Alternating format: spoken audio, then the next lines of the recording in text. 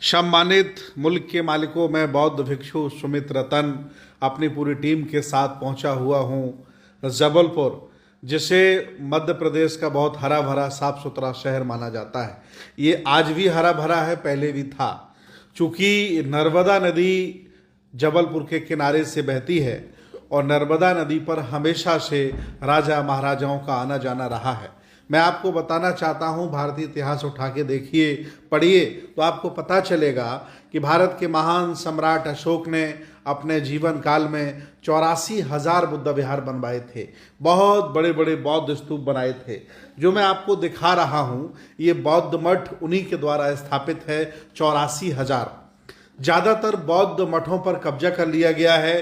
कुछ जमींदोज हो गए हैं, कुछ टूट गए, खराब हो गए, लेकिन ज़्यादातर अभी भी कहीं ना कहीं वो देखे जा सकते हैं। उनमें जो लगी प्रतिमाएं, उनमें जो बने चित्र, उनकी जो कार्बन रेटिंग हुई है ईंटों की, और उनका जो नक्काशी डिज़ाइन है वो बिल्कुल बौद्धकालीन है, सम्राट अशोक के ज़माने का है। जब भी आपको कभी भी जबलपुर जाने का मौका मिले तो आप भेड़ाघाट, जबलपुर के बिल्कुल नज़दीक, ये बहुत अच्छा बौद्ध मठ है। इसके अंदर बौद्ध भिक्षु भी रहते हैं। भारतीय पुरातत्व सर्वेक्षण के अनुसार इसके पास 25 एकड़ जमीन है, लेकिन आसपास के सामंती, जातिवादी और मनवादी लोगों ने कब्जा कर लिया है और आए दिन बौद्ध भिक्षुओं को वो जान से मारने की धमकी देते हैं। हमारे द्वारा जबलपुर के डीएम, शासन प्रशासन को भी सूचित कर दिया गया है। शासन प्रशासन ने नोटिस भी जारी कर दिया है।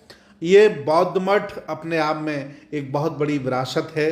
कई जगह धम्म लिपि में लिखा है, कई जगह हाथी और उस जमाने के शेर अंकित हैं, और बौद्ध भिक्षुओं का आना जाना, उनका मेडिटेशन करना यहाँ लगा रहता था। आज भी वहाँ बौद्ध भिक्षु रहते हैं। जबलपुर के जितने भी बौद्ध उपासक हैं, अम्बेडकरवादी हैं, बुद्धिस्ट हैं, मानवतावादी हैं, संविधानवादी हैं, वो साल में एक बार यहाँ जाते हैं। बड़ा सा आयोजन होता है और बौद्ध भिक्षुओं को यथासंभव सहयोग करते हैं।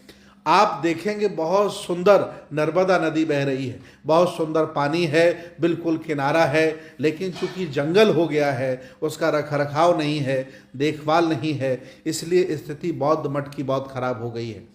मैं निवेदन करूंगा भारत के सभी जिंदा जागरूक लोगों से कि जो विरासत की रक्षा नहीं करते, जो पूर्वजों की संस्कृति की रक्षा नहीं करते, उन्हें भी एक दिन मिटा दिया जाता है। और अगर आपने विरासत की रक्षा नहीं कर पाई तो आपके 4-5 मंजिल घर बनाने का कोई औचित्य नहीं है, क्योंकि जब आप नहीं रहेंगे तो इस घर पर भी कोई दूसरा कब्जा कर लेगा। इसलिए वर्तमान के भारत में विरासत की रक्षा करना बहुत ज़रूरी है।